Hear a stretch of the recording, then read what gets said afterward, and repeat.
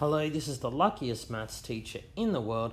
Thank you so much for tuning into this video in which we will look at algebraic expressions. In particular, we need to be able to take sentences like these and turn them into algebraic expressions so that we can solve problems.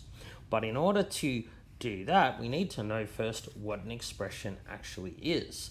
To understand an expression, we need to first know about terms. So a term is just a sequence of numbers and pronumerals, which are letters. So 3a is a term, b is a term, minus 2c is a term. Even something like 5 is a term. So 5 would be a constant term because it has no pronumerals or letters attached to it. Now, an expression is just one or more of these terms separated by plus or minus signs. So I can put some plus signs here. Now I have an expression that has 1, 2, 3, 4 terms. 5 is a constant term.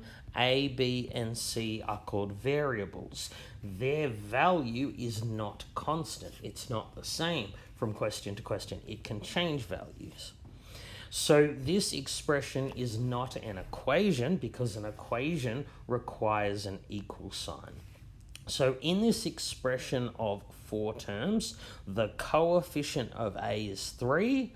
The coefficient of B is 1 because 1b and b are the same thing. When you times anything by 1, it doesn't change. The coefficient of C is not 2, it's negative 2. Coefficient just means number in front of. And that definition is very important because when we perform operations with terms and expressions, we will need to identify the coefficient really quickly. All right, let's now look at turning sentences into expressions. So 2 numbers add to 50, one number is B, write an expression for the other. So here we're basically just rewriting this sentence using only mathematical symbols. So what we want to do is basically say how we would get the answer. In this case, if we know one number, B, how would we find the other number? What would we do to B to find that other number? Well, if we have 2 numbers that add to 50, if one of them is 20, the other's just 50 minus 20, which is 30. If the first number, B, was 10, the other number would be 50 minus 10, which is 40. If the first number was 32, the second number would be 50 minus 32. So if the first number is B, the other number is just 50 minus B. This tells us how to find the second number. It says that we just take the first number and subtract it from 50. That's how we get the other number. So let's look at this one. My brother is twice as old as I was 15 years ago. If my age is A, write an expression for my brother's age in terms of A.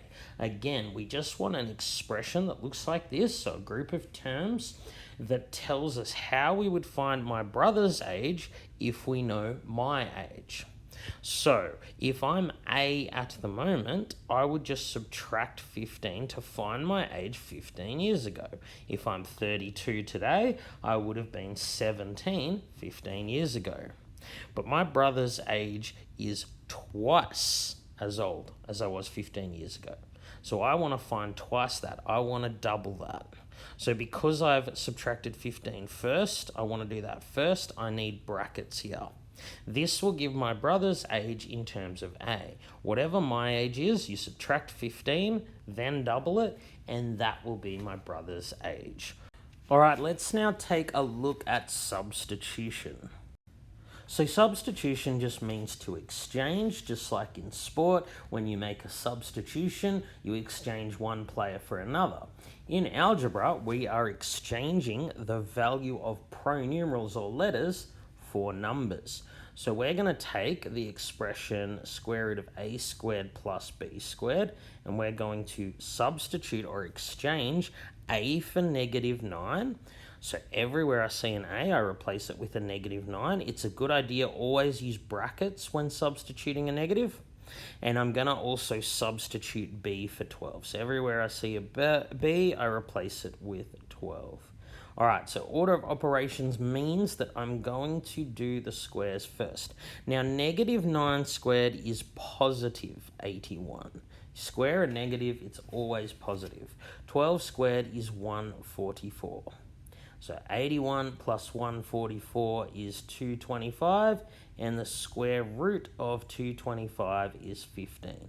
So that's my final answer. Whenever you're asked to evaluate, it means give it a value. It means your final answer should be one number only. Let's look at this question. So if a is less than 0, b is greater than 0, would a squared minus 2ab be positive or negative? So this is a shorthand way of saying a is negative and b is positive. So let's look at this expression here. Well, there are two terms, a squared and 2ab. A squared is going to be positive regardless of what a is. You square a negative, it's always positive. On the other hand, this term here, negative 2ab, well, it will be negative 2 times a, which is negative, times b, which is positive. What I'm saying is this term here will also be positive because it will be a negative times a positive. So when you have a positive and a positive added together, of course your answer is positive. So if a is negative and b is positive, a squared minus 2ab will always be positive. Let's look at this question here. Which number cannot be substituted for x in the expression below? So here we have an expression and we could put in almost any value for x that we wanted. There is, however, one number, if we substitute it for x, this will cause problems. It would give us an error were we using a calculator. So why would there be an error? What's the problem here? Well, note that this line here means divide. This is 1 divided by 8 minus 2x. So remember that problems arise when you divide by 0. You can't divide by 0. So what we have here, we can't have 8 minus 2x equaling 0, because then we'd be dividing by 0. So this is essentially asking us what value of x, if I substitute it, will make 8 minus 2x equal 0.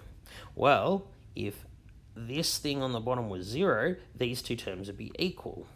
So if 8 was equal to 2x, x would be 4.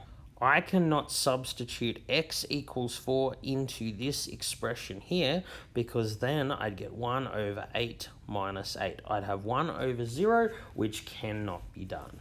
All right, thank you so much for tuning into this video. This has been the luckiest maths teacher in the world. Have a great day.